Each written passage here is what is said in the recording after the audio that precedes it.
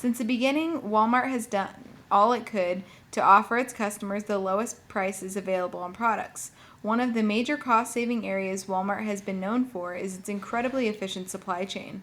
By eliminating cost found in the supply chain due to causes ranging from inadequate actual inventory analysis to responsiveness of the supply chain, Walmart has been able to maintain a profit while reducing selling prices and drawing customers from the competition.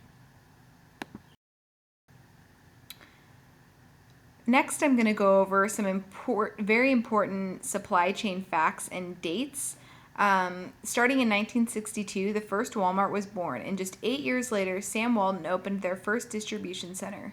Previous to this, the stores were stocked by direct vendor shipments and wholesalers, so this was a major efficiency improvement for the company and the beginning of an exciting time for the retail giant. In 1975, Walmart partnered with IBM and started using computer systems to maintain their inventory control for all merchandise in the warehouse and distribution centers. In 1980, Walmart broke records by reaching $1 billion in sales. They were the fastest company in U.S. history to accomplish such goal. Another monumental moment for the company was the launch of their 1985 Made in America campaign, which led to Walmart becoming the largest U.S. retailer. Shortly after, Walmart opened their first, quote, supercenter, which carries groceries and general merchandise. In 1995 was a big year for the company as they rolled out the Collaborative Forecasting and Replenishment Center, CPFR, which forced retailers and manufacturers to collaborate on every level of the supply chain. It helped to synchronize all parts of the process and eliminate conflicts in the supply chain. In 2004, Walmart mandated that their top 100 suppliers start using RFID technology, which was supposed to help track merchandise. This endeavor did not go well for them. We'll talk more about that later. Finally, in 2010, Walmart announced a comprehensive plan to merge its global procurement functions and reduce the use of, quote, middlemen during the sourcing process. This helped them to save billions of dollars every year.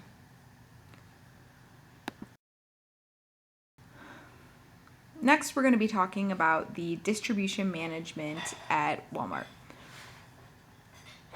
Early on, the people at Walmart realized that one of the best ways to cut both direct and indirect costs of selling a product in order to maintain a high profit margin while still offering the product at prices their competitors couldn't beat was to seek out a remote inefficiencies in the supply chain. By creating a more efficient supply chain from the start of a product's life to the point of sale, by integrating the supply chain in a way that instead of segregating key steps with little information sharing, used a system where all party had a stake in each step of the level of inventory needed, that any one point could be reduced.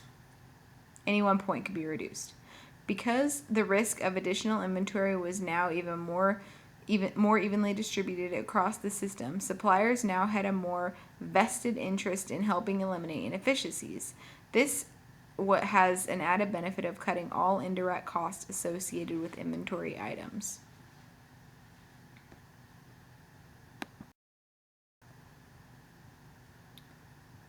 So, next slide is about shifting the burden. Vendor managed inventory removes steps from the process. So, in order to shift the burden of inventory from the retailer itself, Walmart was pivotal in helping develop a vendor managed inventory systems. Not only did this alleviate Walmart from the expenses associated with supply management, but it also reduced variability in orders and the order associated with lead time by no longer requiring an order from the retailer before the vendor could start the processes to process shipments.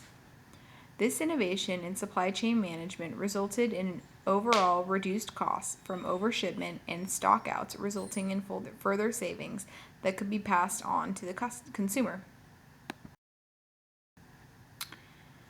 The next slide is about vendor partnerships.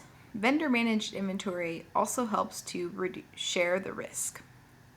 By developing strong communications with large vendors such as Procter & Gamble, manufacturer products such as Tide and Old Spice, and sharing up-to-date end-user demand information, it became possible for Walmart's vendors to more efficiently manage the supply chain. This implementation of vendor managed inventory allowed the manufacturer great control over order processing and in turn shifted a large portion of the burden of inventory management from Walmart itself. The initial manner in which this system was implemented eventually led to a competitive advantage in the sales of Walmart's store brand products that vendors were in direct competition with. With other vendors unaware of Walmart's consumer marketing strategies for its own store brand product lines, they were unable to forecast the changes in consumer demand due to use of similar product. Because in a vendor managed inventory system, the vendor bears the cost burden for excess inventory vendor's profit was being hurt. From this, the more balanced approach of collaboratively managed inventory, where inventory costs are shared as well as in a high volume information on consumer trends and sales analysis in order to seek an optimal balance of burden between the vendor and the retail establishment.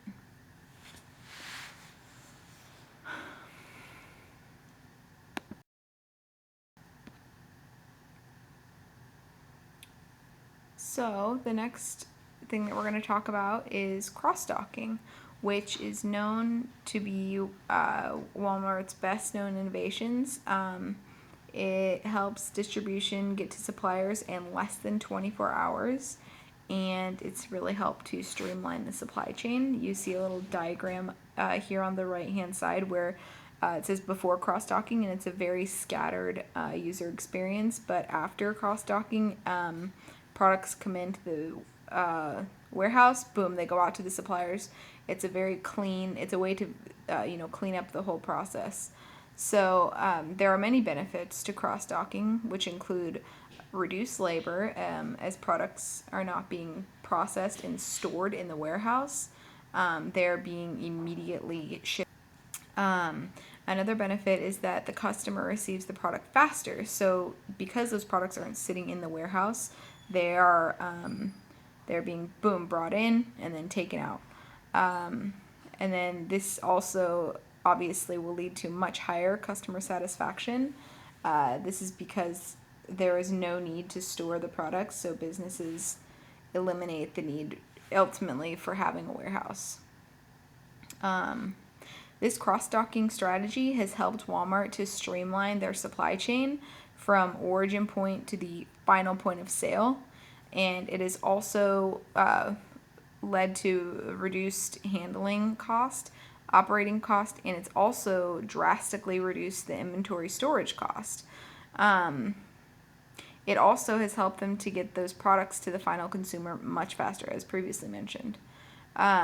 Through the use of this cross-docking systems, one of Walmart's best-known innovations, half of the goods are trucked to the distribution center from the suppliers and then shipped to the stores within 24 hours. The other half is called, quote, pull stock, which is stored in the distribution center until it's needed at the stores. In addition, Walmart uses a dedicated fleet of trucks to ship goods from the warehouse stores in less than 48 hours, as well as to replenish the store inventories about twice a week.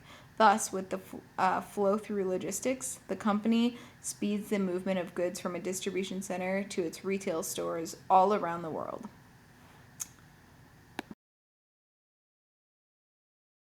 So, the next thing we're going to talk about is how Walmart has been a pioneer in technology. With the use of technology to automate their processes, Walmart was able to increase productivity as well as lower many of their labor costs. The improvement of technology also increased the quality of many of the products as well as worker safety in the overall customer service experience. It is well known that when Walmart does something, they typically outperform many of their competitors. For example, their computer system is second only to that of the Pentagon in terms of storage capacity.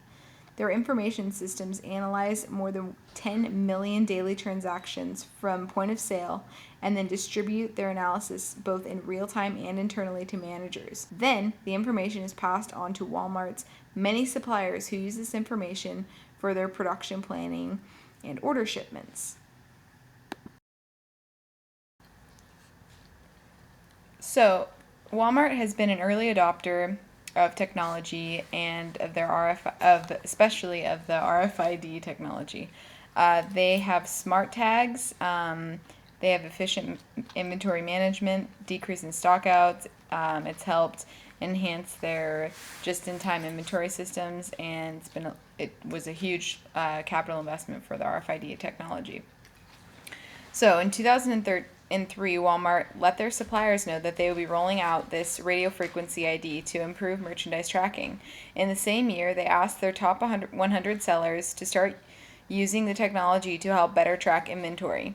The goal of using RFID was to reduce the cost of products for consumers, but it was only effective if used by the suppliers and Walmart together. Smart tags are handheld devices uh, that employees can use to scan inventory quickly to see if they have the product available for the customer. RFID has also been monumentally helpful in efficiently managing the inventory on both the supplier and retailer side. In order for RFID to work correctly, both parties must consistently use technology. With the RFID, employees are not only able to scan merchandise, but they can also do this from a long distance. However, the use of RFID requires a hefty capital investment of over $3 billion, as talked about earlier. Where there is good, there is usually some bad lurking around. Of course, with this new method, customers became increasingly nervous about their privacy, as Walmart was able to track consumers' purchases and their information. This was a huge PR nightmare for them. Another issue is the fact that they were the biggest company to try and utilize RFID on such a large scale, which meant that they didn't have a lot of testing that they could do. Although Walmart no longer requires its suppliers to use RFID, they still continue to reap the benefits of this highly useful tool. Thank you for listening.